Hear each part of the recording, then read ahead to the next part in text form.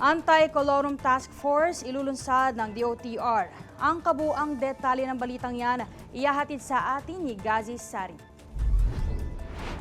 Makikipagtulungan ang Department of Transportation sa Department of Justice upang mahinto na ang paglaganap ng colorum vehicles. Hindi natin masasawata ang laganap na kolorum sa ating bansa.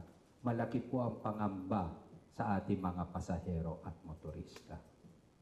Pag kayo nahuli ngayon on the road at hindi pa nag-ayos, either idiretso na po yan sa inquest or pag it is a operations, special operations talaga, the LTFRB with LTO, ayusin mo namin yung complaint at magsasampa ho kami dito sa task force.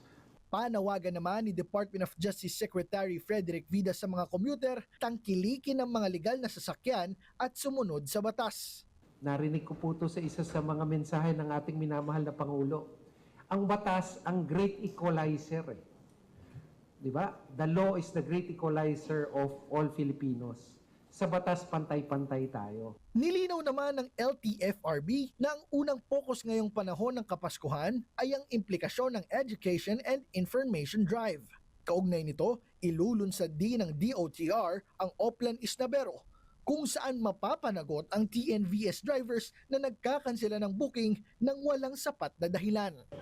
Tiniyak naman ng mga ahensya na dadaan sa proseso ang lahat ng mapatunayang lumabag dito.